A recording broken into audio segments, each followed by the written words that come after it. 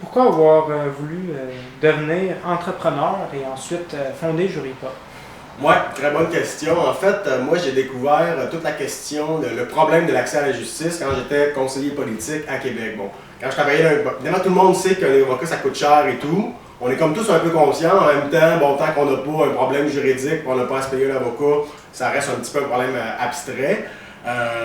Donc, au début, c'est ça. Moi, comme tout le monde, j'étais conscient de ça, mais finalement, pas tant que ça. Quand j'étais à Québec comme conseiller politique, c'était un de mes dossiers, la justice, et une des questions les plus importantes, c'est l'accès à la justice. Et là, j'ai vraiment réalisé l'immense problème que c'est. En gros, puis là, ça a été pas mal réglé dernièrement. Il y a eu une annonce du gouvernement l'année passée, donc pour la hausse des seuils de l'aide juridique. Mais avant ça, vraiment, l'aide juridique, c'était presque seulement pour les assistés sociaux. Les gens à salaire minimum ou quoi, ils devaient payer pour avoir accès à l'aide juridique. Puis souvent, finalement, s'ils ne payaient pas, ils renonçaient à leurs droits. Les statistiques étaient claires là-dessus.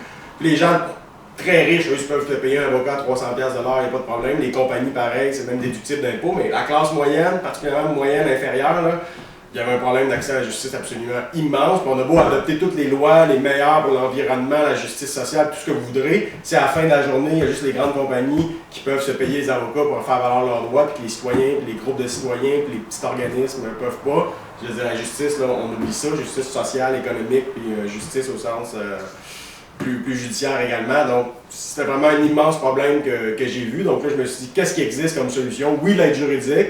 Puis oui, j'ai poussé là-dessus quand j'étais en politique. Le dernier gouvernement a annoncé les choses. Puis oui, l'État a son rôle à jouer, ça c'est clair. Mais c'est pas juste l'État qui va apporter des solutions. Il faut aussi que les citoyens se prennent en main.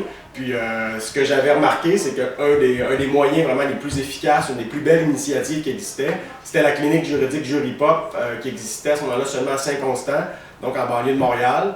Puis là, je me disais, ça devrait exister partout au Québec, à commencer par Sherbrooke, parce que le modèle Juripop, ça repose entre autres sur des étudiants en droit qui font du bénévolat. Puis à Sherbrooke, évidemment, on a beaucoup d'étudiants en droit, donc je me suis dit, on va partir ça à Sherbrooke. Donc j'ai commencé à parler à des gens de la communauté, comme je m'étais impliqué avant en politique municipale ou quoi, je connaissais beaucoup de gens.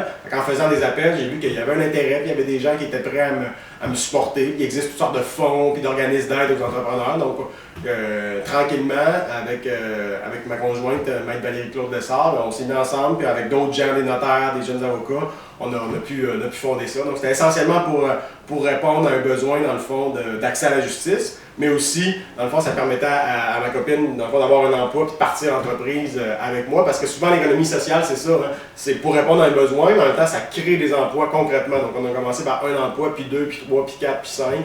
Alors c'est vraiment ça. Accès à la justice, création d'emplois, puis finalement, après ça, on offre des services juridiques abordables pour plein d'entreprises, plein de petits organismes, puis ça contribue au développement de l'Estrie, puis ça me tient beaucoup à cœur.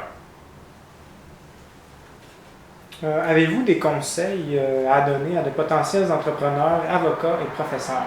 Alors, effectivement, peu importe la voie que vous choisissez, dans ces trois-là ou dans d'autres, c'est vraiment la persévérance. Les études, c'est la première affaire. Peu importe ce qu'on veut faire aujourd'hui, je pense qu'étudier, je vois entrepreneur, je pense au programme droit MBA à l'université, c'est très bien. Donc, d'aller chercher une profession comme avocat, c'est bien. Il y a d'autres professions qui sont bien aussi. Aller chercher des connaissances comme entrepreneur, ça peut être bien. Donc, avoir un deuxième diplôme universitaire, une maîtrise ou quoi, ça peut être vraiment génial. Sinon, avocat, c'est ça. Faut avoir une bonne cotère, je pense, maintenant, pour rentrer en droit. Donc, étudier fort au cégep. Une fois au bac, il faut étudier fort. Au barreau, il faut étudier fort. C'est particulièrement au barreau, c'est difficile. Donc, c'est vraiment les études. Il n'y a pas de secret là-dessus. Même chose pour les professeurs. Donc, il ne suffit pas de faire une maîtrise un peu botchée ou un doctorat. Donc, il faut faire une maîtrise, faire un doctorat, mais il faut avoir une bonne mémoire, une bonne thèse, il faut gagner des prix. Donc, c'est vraiment être à fond dans les études, mais en même temps, s'impliquer un peu dans la communauté. Donc, moi, j'ai toujours réussi, autant bac, maîtrise, doctorat, de concilier études et implications politiques ou autres. Parce qu'on a beau avoir les meilleurs diplômes au monde, si on ne connaît personne, on applique, puis finalement, on se fait dépasser par d'autres qui ont peut-être un moins bon dossier académique, mais qui connaissent des gens. Puis en même temps, donc l'implication, c'est pour le réseautage, mais c'est aussi pour l'expérience qu'on acquiert, les connaissances, les habiletés. Alors, un dossier, c'est tout ça ensemble. Donc vraiment, à fond dans les études, ça doit être toujours la première priorité, mais ensuite, avoir un peu de temps quand même pour une implication ciblée, pertinente. Puis c'est comme ça qu'on se montre, je pense, un bon dossier. À quelles occasions peut-on se faire de précieux contacts, justement, utiles au niveau professionnel? Ben c'est ça, c'est vraiment dans l'implication dans la communauté. Bon, moi, ça a été beaucoup l'implication politique, qui est vraiment dure à battre, à mon avis, parce que tu en as des gens, finalement, de plein de milieux, ce qui fait qu'on apprend à connaître. C'est toujours dans la communauté, même si on fait de la politique, qu'on fait de la politique municipale, évidemment, c'est très local. Politique québécoise, même si c'est souvent les chefs à Montréal ou à Québec qui décident bien des choses. Ça reste que c'est dans les comtés que ça se gagne. Il y a une organisation de la circonscription, donc on rencontre des gens de la place. Et ce qui est bien de la politique au niveau québécois, c'est ça, c'est qu'on peut s'impliquer dans son comté, donc tout près de chez soi, avoir des contacts près de chez soi, puis ensuite ça peut être utile côté emploi, contrat ou quoi que ce soit. Quoi que c'est pas pour ça qu'on le fait, évidemment on le fait pour une cause.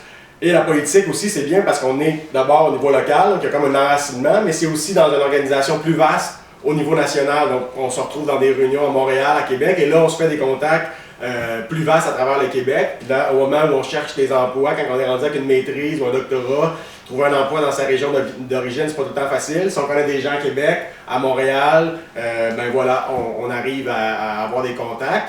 Puis au-delà de la question des contacts, c'est aussi, dans le fond, en étant sur le terrain, impliqué on voit les vrais problèmes qui se posent, pas juste à travers les journaux de manière un peu abstraite, on voit des questions concrètes, puis ça peut nous amener à vouloir pousser la recherche dans certaines directions. Fait que les précieux contacts, c'est vraiment de s'impliquer. Puis ensuite, au-delà de la politique, il y a les organismes à but non lucratif comme Jury Pop, on est super ouvert à ce que les gens viennent donner un coup de main, on organise toutes sortes d'activités de financement. Fait que ça, c'est la même chose, ça donne plein de contacts. Donc vraiment, n'hésitez pas, surtout au cégep, à l'université, dans le fond, il y a plein d'organismes, les associations étudiantes, etc. Bon, c'est un petit peu des fois plus au niveau du campus, mais c'est une belle façon de commencer. Merci.